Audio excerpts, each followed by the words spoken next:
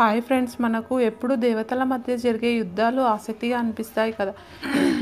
ఈరోజు మనం శ్రీకృష్ణుడు మరియు మహాదేవుడు మధ్య జరిగిన ఒక అద్భుతమైన సంఘటన గురించి మాట్లాడుకుందాం. ఈ యుద్ధం ఎలా జరిగిందో, ఎవరికి ఎలాంటి పరిస్థితులు ఎదురయ్యాయో చూద్దాం.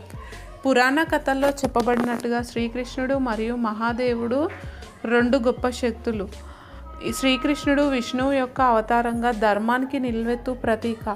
మహాదేవుడు శివుడు సర్వశక్తి మంతుడుగా పూజింపబడతారు. ఒక సందర్భంలో శ్రీకృష్ణుడు మరియు మహాదేవుడు మధ్య గట్టి యుద్ధం జరుగుతుంది. ఇంతటి గొప్ప దేవతల మధ్య యుద్ధం ఎలా జరుగుతుందో అనుకుంటున్నారా? ఇందులో కథ రాక్షసుడు బాణాసురుడు, అతని గర్వం మరియు పరమశివుడి ప్రేమ కథ అనడంలో తప్పేమీ లేదు. బాణాసురుడు పరమశివుడిని తన గురువుగా ఎంతో ప్రేమించేవాడు. అతనికి మహాదేవుని అనుగ్రహం ఉండేది. కానీ అతని కూతురు ఉషా కృష్ణుని మనవడు అనిరుధిని ప్రేమలో పడుతుంది. బాణాసురుడు ఈ విషయం గురించి తెలుసుకొని కృష్ణుని కుటుంబంపై యుద్ధం ప్రకటిస్తాడు. ఈ సమయంలో మహాదేవుడు తన శిష్యుడికి సహాయం చేయడానికి ముందుకొచ్చారు. అందుకే కృష్ణుడు మరియు మహాదేవుడు అమోఘంగా ఒకరికొకరు ఎదుర్కొంటారు. ఇది దేవతల మధ్య గొప్ప యుద్ధం అని చెప్పాలి. కృష్ణుడు తన శక్తివంతమైన దివ్యాస్త్రాలతో మహాదేవునిపై దాడి చేస్తాడు. అయితే మహాదేవుడు తన శక్తితో వాటిని తిప్పికొడతాడు.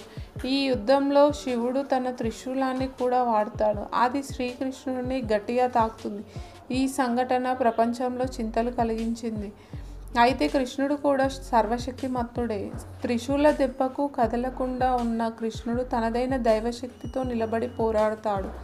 ఈ సమయంలో బ్రహ్మకాది దేవతలు మహాదేవుని ఆపి, ఇద్దరు దేవతలు తమ శక్తిని వాడడం ఆపుతారు. ఈ యుద్ధం చివరికి కృష్ణుడు మరియు మహాదేవుడు ఇద్దరు సమానంగా నిలుస్తారు. కృష్ణుడు ధర్మాన్ని కొనసాగించడానికి ప్రయత్నిస్తుండగా మహాదేవుడు తన శిష్యుడికి విధేయత చూపిస్తాడు. ఇది రెండు శక్తుల గౌరవప్రదంగా ముగిసిన యుద్ధం.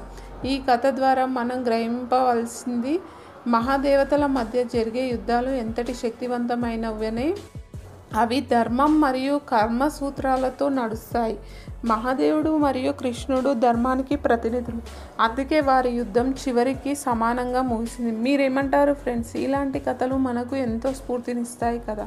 మీ అభిప్రాయాలు కామెంట్స్లో తప్పకుండా చెప్పండి. ఇలాంటి మరిన్ని ఆసక్తికర కథల కోసం మా ఛానల్ని సబ్స్క్రైబ్ చేయండి.